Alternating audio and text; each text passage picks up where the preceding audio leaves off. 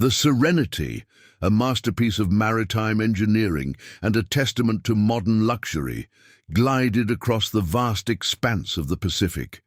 For Samantha Sterling, its 23-year-old heiress, the yacht felt less like a vessel of freedom and more like a floating prison. The sterile, polished surfaces of the teak wood decks and the gleam of brass fixtures were a constant reminder of a life meticulously curated by her father, Richard Sterling, a man who saw the world in terms of profit margins and controlled variables. Sam had always longed for a life unscripted, a life of genuine human connection and unfiltered experiences, far removed from the polished veneer of her family's wealth. As the sun began its descent, the ocean's mood soured. The deep, calming blues gave way to a turbulent metallic grey. The horizon, once a clear line, now bled into a sky the colour of bruised plums. The initial gentle rocking of the boat escalated into a violent, unsettling lurch. The wind, which had been a soft whisper, now howled, a vengeful sound that seemed to mock the yacht's grandeur. Sam, clutching a steaming mug of tea in her state-of-the-art observation lounge, felt a chill that had nothing to do with the dropping temperature. The weatherman had warned of a squall, but this was a force of nature beyond any prediction, a monster rising from the deep. Below deck, the yacht's highly trained crew, a mix of seasoned sailors and attentive butlers, lost their practiced composure. Captain Davies's voice, typically a calm, reassuring rumble, now barked orders laced with a palpable tremor of fear. A sudden, jarring collision sent a seismic shockwave through the hull. Sam, thrown from her chair, landed hard on the plush carpet. The lights, a sophisticated network of soft LEDs, flickered and then died completely, plunging the lounge into a momentary terrifying darkness before the emergency generators sputtered to life. The air filled with the shrill, piercing wail of a breach alarm, a sound that signaled not just an inconvenience, but a life-or-death emergency. Through the narrow crack beneath the door, a sinister trickle of water appeared, a cold and relentless harbinger of the chaos to come. Driven by a panicked instinct to preserve what little she had of her own, Sam scrambled to her feet and raced to her opulent cabin. It was a space designed for a princess, a sanctuary of silk sheets and bespoke furniture, but in that moment it felt like a mausoleum. As she fumbled with the intricate bronze latch, a colossal wave crashed over the deck, a thunderous roar that shook the very foundations of the yacht.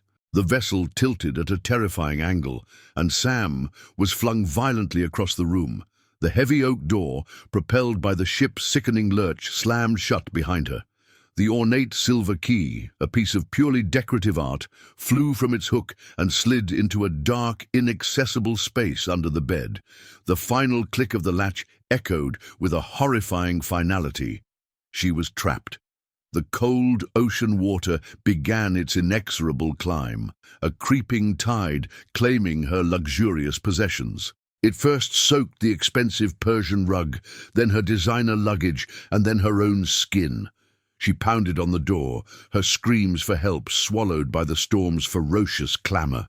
She was alone, isolated in a room that had been designed to be her haven, now her tomb. Desperation clawed at her throat. She climbed onto the bed, the last piece of dry land in a room rapidly becoming an underwater crypt. As the water reached her chest, the cold seeping into her bones and her spirit, a profound sense of regret washed over her. She had lived a life of extraordinary privilege, but she had never truly been challenged, never truly been alive. In that moment of absolute surrender, as the last vestiges of hope faded, a faint glow of a flashlight appeared through a tiny crack in the doorframe, a tiny beacon in a sea of despair. The yacht's structure, now a broken, tilted ruin, groaned under the immense pressure of the sea. Navigating its corridors was a death-defying act, a treacherous climb over debris and through ankle-deep water. On the other side of Sam's locked cabin, a woman named Maria worked with a calm, almost surgical focus. A freelance marine mechanic, she had been contracted to perform a series of engine diagnostics. Maria was a woman of practicalities, a world away from the Sterling family's extravagance. Her hands were scarred by years of hard work, her face etched with the quiet resolve of a person who has always relied on their own strength. While the crew had abandoned ship or succumbed to panic, Maria's mind was a fortress of logic. She heard a muffled cry, a sound of profound distress, and she followed it to the source, the locked cabin door. "Can you hear me? I'm on the other side." Maria's voice, though hoarse from the exertion, was steady and commanding. "We're going to get you out, but I need you to be my eyes and ears inside." Inside, Sam's desperation turned to a fragile hope. "Yes, the door is locked. The key. It fell under the bed." She yelled back, her voice a thin, reedy sound of cold and exhaustion. Maria's mind, honed by years of problem-solving, immediately began to work through the variables. The door was a heavy, custom-built piece, designed for security and privacy. Battering it down would risk further structural damage to the already compromised hull. She shouted instructions to Sam, her voice carrying an authority that was impossible to ignore. "The key! Can you try to reach it?" The water was now a dark, swirling mass up to Sam's shoulders. She had to take a deep, shaky breath and submerge herself into the frigid depths of her cabin. The cold was a physical shock, a numbing pain that made her limbs ache and her fingers clumsy. She swam blindly, her lungs screaming for air, her hand frantically sweeping across the floor under the bed. Finally, her fingertips brushed against the cold metal. She surfaced, gasping, the small, intricate key held tightly in her fist. But the rising water and the severe tilt of the ship made the lock mechanism almost impossible to operate. Her shaking hands fumbled, and the key, a cruel mockery of her hope, slipped from her grasp and disappeared into the dark water, swallowed by the rising tide. The key was gone. The last flicker of hope died with a whimper. Maria, hearing a renewed sob of despair, knew she had to act decisively. She unslung her worn, leather-bound toolkit, a collection of simple but reliable instruments that had seen her through countless repairs and emergencies. She pulled out a sturdy flathead screwdriver and a small, heavy hammer.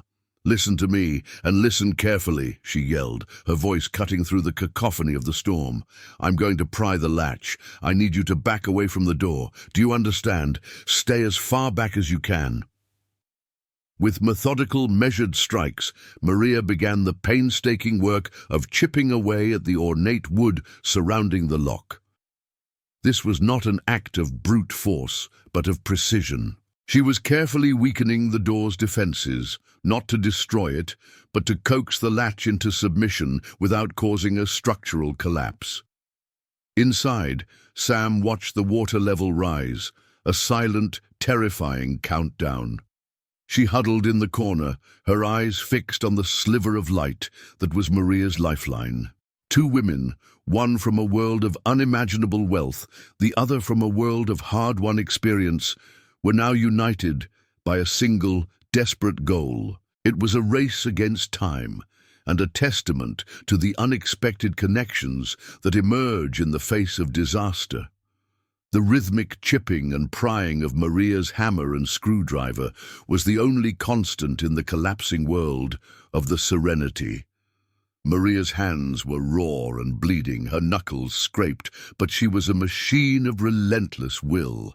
She saw her own face reflected in the polished steel of her screwdriver, a mask of grit and exhaustion, but with eyes that burned with an unyielding determination. Finally, with a sharp, wrenching splintering of wood, the latch gave way. Maria slammed her shoulder against the door, and it burst open, releasing a torrent of frigid water that nearly swept her away. Sam, shivering uncontrollably and on the verge of hypothermia, was pulled from the water by Maria's strong arms. Her body felt numb, and her mind was a mix of shock and overwhelming relief. Maria, without a word, stripped off her own heavy jacket and wrapped it around Sam. The yacht, A floating palace just hours before was now a watery graveyard of twisted metal and floating wreckage, but they had to keep moving. "Lifeboats!" Maria said simply, her hand a firm, reassuring anchor on Sam's arm.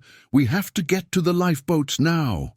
They navigated the treacherous, tilting corridors, their path illuminated by Maria's flashlight. Sam, who had never known physical hardship, found herself pushing past her perceived limits, her newfound will to live a fierce, primal force. Maria, with her intimate knowledge of maritime engineering and her innate sense of direction, was a guide in the darkness.